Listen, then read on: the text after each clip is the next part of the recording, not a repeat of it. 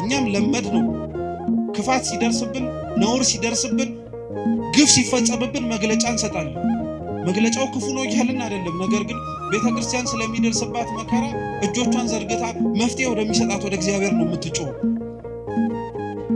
ከንፈራችንን መጠን እንዲሁ ዝም ብለን አይደለም የምንሄደው እንባችንን አፍስሰን እግዚአብሔር አምላክ እንዲመለከተን እንማጸናለን እንጂ ዓለም ላይ ስንኖር ክርስቲያኖች እንደ ዓለምማ መሆን የለብን እግዚአብሔር ለዓለሙ ብርሃን እንድንሆን አልጫ ለሆነው ዓለም ጨው እንድንሆን አድርጎ ስላዘዘን ወደድም ጠላንም ለተቀመጥንባት ዓለም ነፍስ መሆን ስላለብን ለምንኖርባት መሬት ከኛ አልፈን ለሌላውም ጭምር እግዚአብሔርን ማየት እንዲችሉ ምክንያት መሆን ስላለብን ስለዛ ብቻ ተብለን እንታረዳለን ስለዛ ብቻ ተብለን እንገደላለን ስለዛ ብቻ ተብለን ዋጋ እንድንከፍል እንደረጋለን ሰው ከመስታወት ፊት ቆሞ እድፉን እንደሚያነጻው ሁሉ እውነተኛ ክርስቲያኖች የሰውን ጥላቻ እውነተኛ ክርስቲያኖች ሰው እንዴት ከእግዚአብሔር እንደራቀ ፍንትው አድርገው የሚያሳዩ መስታወቶች ናቸው የሚጠሉት የሚገፉት የሌላውን ክፋት እንደ ክፋትነቱ የሌላውን ኃጢያት እንደ ኃጢያትነቱ ከሰው ወቅሰው ፈርደው ሳይሆን የሆነውን እንደሆነ ስላሳዩ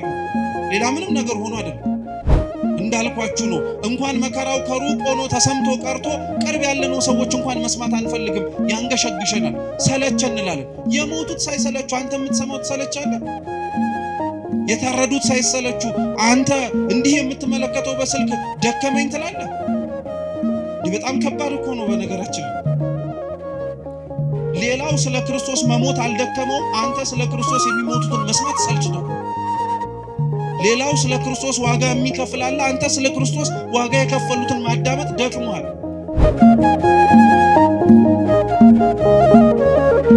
የወይኑ ስፍራ ባለቤት ወይኑ የሚያፈራበት ጊዜና ወቅት እንደደረሰ ስላወቀ ሰራተኞቹን ላካል ሰራተኞቹን የላካቸው ልብ ብላችሁ ስሙ ቅጥሩን እንዲያፈርሱ ወይ የቆመላቸውን ማማ እንዲነዱ ወይ መጥመቂያቸውንም ጭምር ደግሞ እንዲነዱባቸው አይደለም ፍሬውን ብቻ መልቀም እንዲችሉና የተደከመባትን ድካም እንዳለና እንደሌለበት ለማየት ሰራተኞቹ ግን ሲመጡ በውስጥ ይሰሩ የነበሩት ሌሎች ሰራተኞች ቀድመው በወይኑ ስፍራ ላይ የነበሩት በጣም አድርገው አስቸገሩ እንዲያውም ይመጡ የነበሩትን ሰራተኞች አንዳንዶቹን ገደሏቸው አንዳንዶቹን ወገሯቸው አንዳንዶቹን ደግሞ በጣም ብዙ ስቃይን አሰቃዩአቸዋል እግዚአብሔር ለደከመላት ለእስራኤል ይልካቸው የነበሩት ሰራተኞች የተባሉት ነቢያት ናቸው መጽሐፍ ስለሰጣቸው ስለጠበቃቸው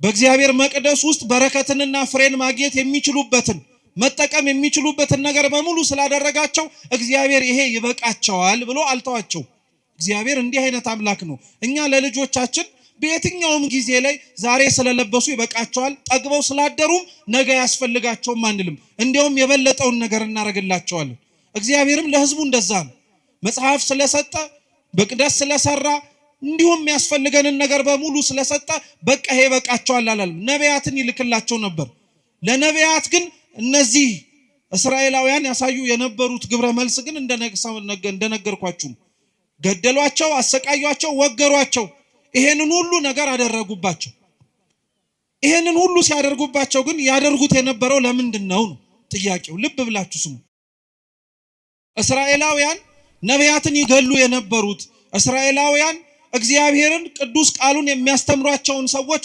ያሳድዷቸው የነበሩበት ምክንያት ለምንድን ነው ስትሉ አንደኛውና የመጀመሪያው ምክንያት ህዝቡ ከእግዚአብሔር ርቆ ስለነበረ ጥቂቶች መልእክት ለመላክ ከተላኩት በውስጥም ጭምር እግዚአብሔርን አብረው መርጠው ለመኖር ካልፈለጉት በቀር ብዙሃኑ በመሬት ሊመቸው የሚችለውንና በዚህ በሚኖርበት ህይወቱ ላይ ሳይጎልበት መመላለስ የሚችልበትን ምርጫዎች መርጦ ስለነበረ እነዚህን ነቢያት ቦታ ሰጥቶ ለማዳመጥ አልፈለግም ነቢያትን ሁለተኛ ይገሏቸው የነበሩት መስታወት ስለሆኑባቸው ከእግዚአብሔር ፊት እንዴት መመላለስ እንደሚችሉ ስለነገሯቸው ብቻ ሳይሆን እግዚአብሔር የሚፈልጋቸው ሰዎች በምድር ላይ እንዴት መኖር እንዳለባቸው ከቃል ባለፈ በህይወት ስላሳዩአቸው ነቢያት ጥፋት ኖሮባቸው አልነበረም የተገደሉት ነቢያት ክፉ ነገር ተናግረው አልነበረም ነቢያት ሟርት ተናግረው አልነበረም የተገደሉት እውነት ስለተናገሩ በእውነት ስለኖሩ ሰው ክፋትን መርጦ እግዚአብሔርን ከማየት ይልቅ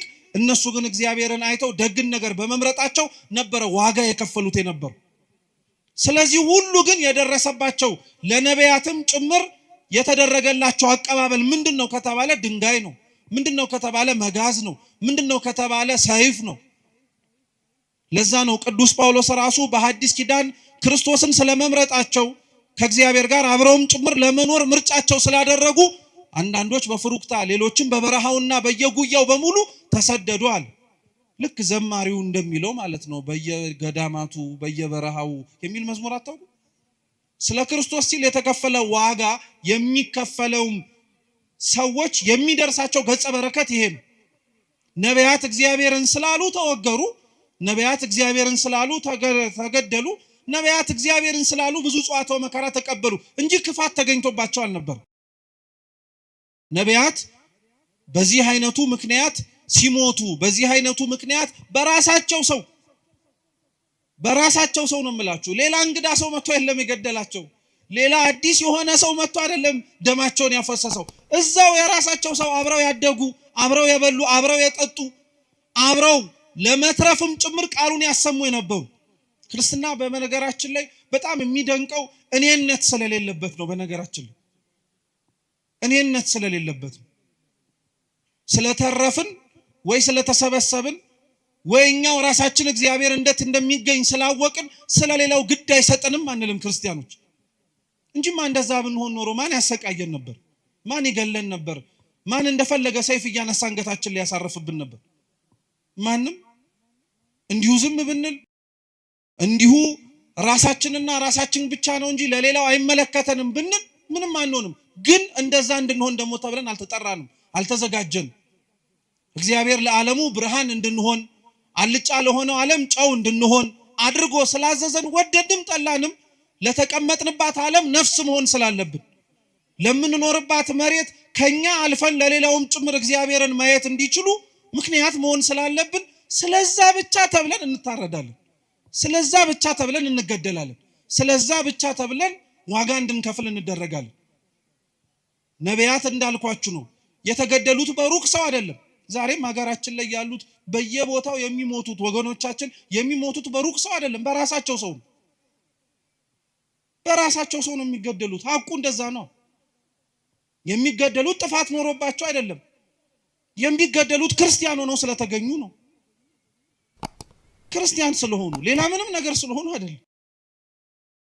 እንዲህ ብለን ለመናገር፣ እንዲህ ብለን ለማውራት፣ እንዲህ ብለንም ጭምር እውነታውን ለመመስከር ስለከበደን ካልሆነ በቀር እውነታው ግን ይሄ ነው። ሌላ ካለ እንግዲህ እግዚአብሔርም ያውቃል፣ ጊዜም ጭምር ግልጽ ያደርገው። ካልሆነ በቀር ግን ሌላ ምንም ምክንያት የለው። ገዳዮቻቸው የሚገሏቸው ነቢያትን ለምን ነበር አልኳችሁ እኮ ራሳቸውን ስለሚያዩባቸው ነው። ሰው ከመስታወት ፊት ቆሞ እድፉን እንደሚያነጻው ሁሉ እውነተኛ ክርስቲያኖች የሰውን ጥላቻ፣ እውነተኛ ክርስቲያኖች ሰው እንዴት ከእግዚአብሔር እንደራቀ ፍንትው አድርገው የሚያሳዩ መስታወቶች ናቸው። የሚጠሉት የሚገፉት የሌላውን ክፋት እንደ ክፋትነቱ፣ የሌላውን ኃጢአት እንደ ኃጢአትነቱ ከሰው ወቅሰው ፈርደው ሳይሆን የሆነውን እንደሆነ ስላሳዩ ሌላ ምንም ነገር ሆኖ አይደለም።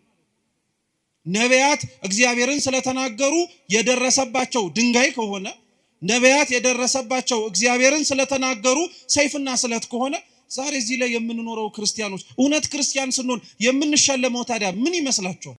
ስለ ክርስቶስ መሞት ካልሆነ በቀር ሌላ ምንም ነገር ሊደረግ አይችልም። በየትኛው ጊዜ ነው ክርስቶስን ስለሰበኩ በእውነትም ጭምር ከእግዚአብሔር ጋር አብረው ስለኖሩ ተብለው መሬት የተሸለሙ፣ ቤት የተሸለሙ፣ መኪና እያሽከረከሩ የሄዱ ክርስቲያኖች ነበሩ?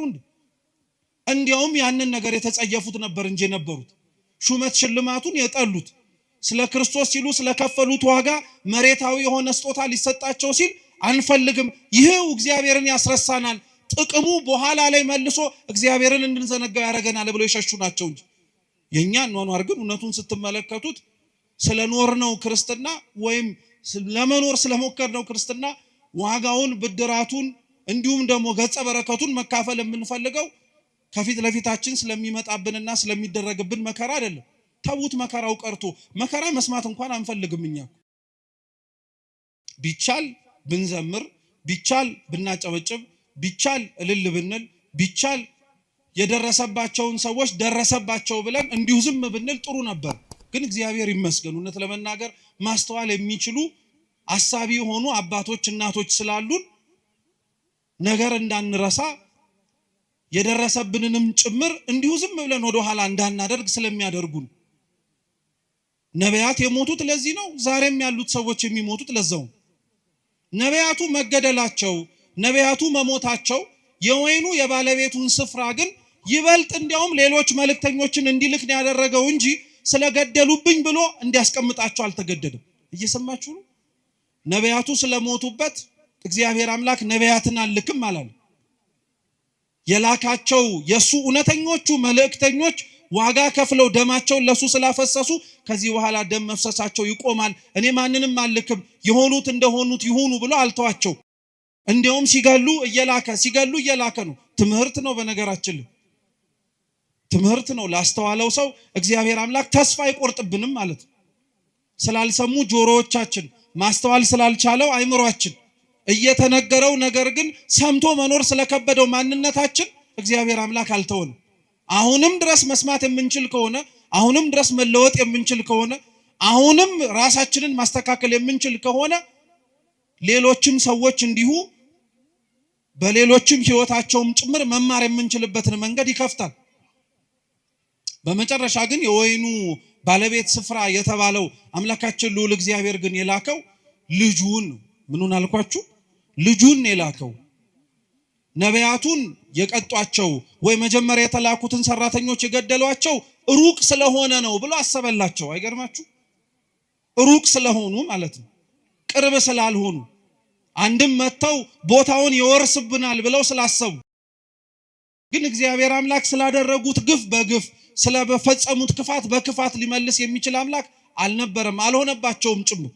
ይሄን ክርስቲያኖች ሁሌም እንምላችሁ እንዳትረሱት ባካችሁ። እግዚአብሔር አምላክ ስለደረሰብንና ስለሚሆንብን ክፋት በሙሉ በቀለኛ ነው ማለት አጥፊ ነው ብቻ ማለት አይደለም። እግዚአብሔር አምላክ በቀለኛ ነው ማለት ዛሬ የገደሉትን እንደሚገደሉ ሆነው የሚመጡበት ጊዜ ሰዎች ይመጣሉ። ታያላችሁም ጭምር እግዚአብሔር ያደረገው። ዛሬ ያሳደዷትን ቤተክርስቲያን የሚሰደዱላት ይሆናሉ። ዛሬ የገደሏቸውን ሰዎች መልሰው የሚገደሉ ሆነው ስለ እግዚአብሔር አንገታቸውን የሚሰጡ ይሆናሉ። ይሄ ቤተክርስቲያናችን ህይወት ላይ የነበረ ነው። ትላንትና ያሳደድ የነበረ ደማስቆ ድረስ ወርዶ አንገት ስቤ አመጣለሁ ያለው ጳውሎስ እኮ እዛው ተምሮና ተለውጦ የሚሰደድ ሰው ነው። የእግዚአብሔር በቀሉ ሰይፍና ስለት አንስቶ መቅሰፍትም ጭምር እየላከ መቅጣት ብቻ አይደለም፣ ያሳደዱትን እንዲሰደዱ ማድረግ ነው። የገደሉትን እንዲሞቱለት ማድረግ ነው። የጠሉትን ይበልጥ እንዲሞቱለት ማድረግ ነው። ይሄን እግዚአብሔር አምላክ አድርጎታል። መድኃኔዓለም አምላካችን ይሄንን ፈጽሞታል። እንኳን ሩቅ ለሆኑት ሰዎች ቀርቶ ነው የምላችሁ፣ ከደሙ ንጹህ ነኝ እንኳን ብሎ እጁን ታጥቦ አሳልፎ ለሰጠው ጲላጦስ እንኳን እግዚአብሔር አምላክ በቀሉን የተበቀለው እሱን በመቅሰፍ አይደለም፣ የሞተውና የገደለውን ምክንያት እንዲሆን ያደረገውን ክርስቶስን አምኖት በስሙ እንዲሞት ሰማዕትን ያደረገው። በቀልንም ስንመኝ እንዴት ያለውን በቀል መመኘት እንዳለብንም ማወቅ አለብን። ጨካኝ መሆን የለብንም።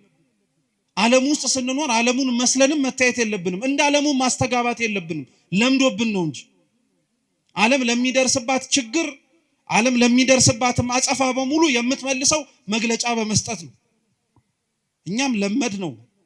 ክፋት ሲደርስብን፣ ነውር ሲደርስብን፣ ግፍ ሲፈጸምብን መግለጫ እንሰጣለን። መግለጫው ክፉ ነው እያልን አይደለም። ነገር ግን ቤተክርስቲያን ስለሚደርስባት መከራ እጆቿን ዘርግታ መፍትሄ ወደሚሰጣት ወደ እግዚአብሔር ነው የምትጮኸው። ከንፈራችንን መጠን እንዲሁ ዝም ብለን አይደለም የምንሄደው። እንባችንን አፍስሰን እግዚአብሔር አምላክ እንዲመለከተን እንማጸናለን እንጂ ዓለም ላይ ስንኖር ክርስቲያኖች እንደ ዓለምማ መሆን የለብን። በልተን ጠጥተን አግብተን ወልደን ልንኖር እንችላለን። ነገር ግን ያንን ሁሉ ስናደርግ ለምን እንደምናደርገው ማወቅ አለብን። እውነቴን እንደምላችሁ ክርስቲያን መሆናችን ትርጉም አልባ መሆን የለበትም በፍጹም። አሁን እንደዛ ስለሆነ ነው እንጂ ትርጉም አልባ መሆን የለበትም። ቅዱስ ጎርጎርዮስ ክርስቲያኖች በዓለም ሲኖሩ ስለሚያደርጓቸው ነገሮች በሙሉ ሲናገር ምን እንዳለ ታውቃላችሁ? ክርስቲያኖች ለሚኖሩባት ቦታ እንደ ዜጎች ይኖራሉ፣ ግን ስደተኞች ናቸው። አይገርማችሁ? ለሚኖሩባት መሬት ዜጎች ናቸው፣ ግን ስደተኞች ናቸው። ስደተኛ ሆኑት ግን መርጠው ነው፣ በሰማይ ስፍራ እንዳላቸው ስላወቁ። ቀጠለ ቅዱስ ጎርጎርዮስ ክርስቲያኖች በምድር ሲኖሩ ይነግዳሉ፣ ያተርፋሉ፣ ይበላሉ፣ ይጠጣሉ። ያን የሚያደርጉት በምድር ስለኖሩ ብቻ ነው። ነገር ግን ሁሉንም ደግሞ ይንቁታል። በቃ ክርስቲያን መሬት ላይ ሲኖር ክርስቶስ በመሬት ላይ ሲኖር ያደረገውን ነገር በሙሉ እያደረገ ለመኖር ራሱን ነው ማዘጋጀት መቻል ያለበት። እንደዛም ሆኖ ነው መሰራትምና ማደግ ያለበት። እንደዛ መሆን እንድንችል እግዚአብሔር ሁላችንንም በቸርነቱ ይርዳን። ስሙን መሸከሙንማ ሁሉንም ተሸክመ ነው። ነገር ግን ግብሩን የከበደን አሁን መኖሩ እንዳልኳችሁ ነው። እንኳን መከራው ከሩቅ ሆኖ ተሰምቶ ቀርቶ ቅርብ ያለነው ሰዎች እንኳን መስማት አንፈልግም፣ ያንገሸግሸናል፣ ሰለቸን እንላለን። የሞቱት ሳይሰለቹ አንተ የምትሰማው ትሰለቻለህ? የታረዱት ሳይሰለቹ አንተ እንዲህ የምትመለከተው በስልክ ደከመኝ ትላለህ? ይህ በጣም ከባድ እኮ ነው። በነገራችን ላይ ሌላው ስለ ክርስቶስ መሞት አልደከመውም፣ አንተ ስለ ክርስቶስ የሚሞቱትን መስማት ሰልችቶሃል። ሌላው ስለ ክርስቶስ ዋጋ የሚከፍላል፣ አንተ ስለ ክርስቶስ ዋጋ የከፈሉትን ማዳመጥ ደክሞሃል። በጣም ነው የሚያሳዝነው እኮ።